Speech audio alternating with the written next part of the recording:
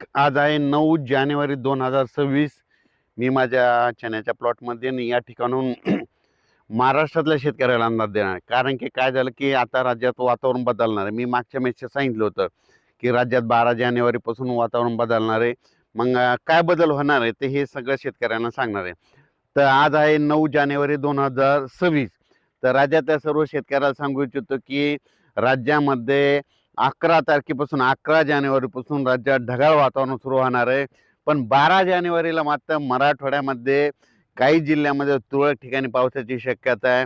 मराठवाडा, विदर्भ आणि पश्चिम महाराष्ट्राकडे तुरळक ठिकाणी काही ठिकाणी थेंब पडतील, कुठं पेंडवलतासारखा पाऊस पडेल, म्हणून हा अंदाज सर्व शेतकऱ्यांनी लक्षात घ्यायचा.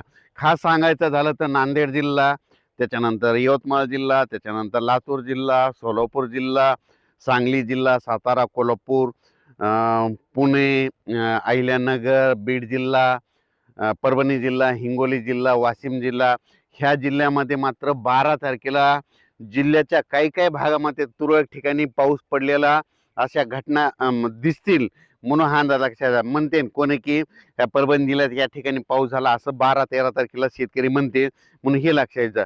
सर्वदूर पडणार नाही, पण पाऊस मात्र विदर्भ, मराठवाडा आणि पश्चिम महाराष्ट्राकडं मात्र 12 तारखेला काही जिल्ह्यामध्ये म्हणजे 11, 12, 13, 14च्या दरम्यान येणार आहे, म्हणून हा अंदाज लक्षात घ्यायचा. आणि त्याच्यानंतर राज्यभर सांगायचं झालं तर उत्तर महाराष्ट्राकडे देखील तुरळक ठिकाणी थेंब येणार आहेत, त्याच्यानंतर विदर्भात देखील येणार आहेत, म्हणून हे लक्षात घ्यायचं. पण राज्यात मात्र 11 तारखेलाच म्हणजे 11 तारखेला म्हणजे नांदेड जिल्हा, त्याच्यानंतर लातूर जिल्हा, सोलापूर जिल्हा, सांगली जिल्हा ह्या पट्ट्यामध्ये काय होईल, आभाळ यायला सुरुवात होईल, म्हणून ही अंदाज लक्षात घ्यायचा. ज्यांच्याकडं वीटभट्टीच्या कामगारांना सांगू इच्छितो की तुम्ही काय करायचं की वीटभट्टी तुम्हाला झाकून ठेवण्याची तयारी ठेवायची. ऊसतोड कामगारांनी हा देखील अंदाज लक्षात घ्यायचा. विदर्भ, मराठवाडा, पश्चिम महाराष्ट्राचे शेतकरी असतील तर 12 तारखेला थोडं पावसाचं वातावरण आहे, म्हणून हा अंदाज त्या शेतकऱ्यांनी लक्षात द्यायचा. खूप काही मोठा पाऊस पडणार नाही, पण पाऊस मात्र येणार आहे, ही अंदाज सर्व शेतकऱ्यांनी लक्षात घ्यायचा. त्याच्यानंतर राज्यातल्या सर्व शेतकऱ्याला सांगू इच्छितो की बऱ्याच शेतकऱ्याचे असे फोन येतात की 2026ला दुष्काळ आहे का, पण शेतकऱ्याला सांगू इच्छितो की 2026ला 72 सारखा दुष्काळ वगैरे काही पडणार नाही. फक्त मी काय म्हटलो की 2026ला पहिलं म्हणजे 1 वर्षापासून सांगतो की 2026ला फक्त पाऊस कमी पडणार आहे, सरासरी इतका पाऊस पडणार, मात्र पिकाला लागेल तसा पाऊस पडणार आहे आणि परतीचा पाऊस मात्र जास्त पडेल, म्हणून हा अंदाज सर्व शेतकऱ्यांनी 2026चा शेतकऱ्यांनी लक्षात घ्यायचा.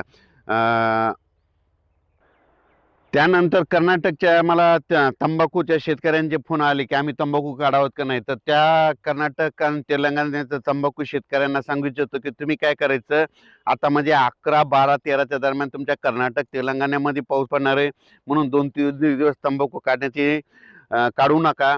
त्याच्यानंतर कर्नाटक, तेलंगणाचे तुरीवाल्यांचे फोन आले शेतकऱ्याचे, तुम्ही आता जर काढायचे असेल तर 9-10 आज आणि उद्याचे दिवस तुम्ही काढू शकता.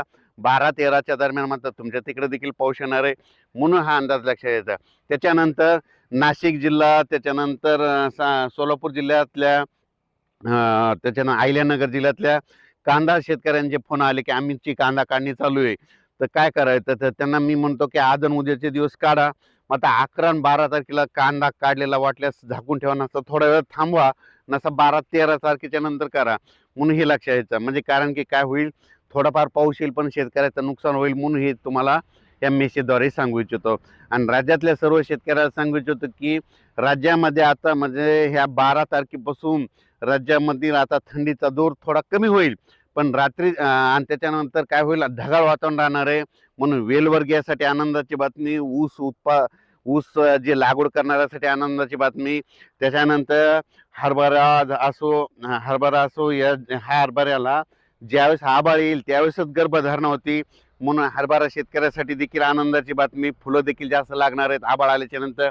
त्याच्यानंतर खास करून तुम्हाला एक यावर्षी सांगू इच्छितो, ज्या वर्षी बोरीच्या झाडाला बोर जर नाही जास्त आले की समजायचं त्यावर्षी ज्वारीचं पीक धोक्यात राहतं, म्हणून हे लक्षात येतं. योगायोगाने यावर्षी तुम्ही बघा बोरीच्या झाडाला बोर नाही तर त्याच्यामुळे ज्वारीचं पीक कमी आहे.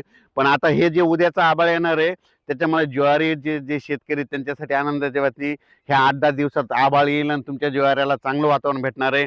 म्हणून सोलापूर जिल्ह्यातल्या शेतकऱ्यासाठी आनंदाची बातमी. राज्यात सांगायचं झालं तर पाऊस हे सर्वदूर नाही पडणार, फक्त आभाळ मात्र सगळं राज्यभर राहणार आहे. 11 तारखेलाच रात्रीच्या आभाळ दिसून येईल.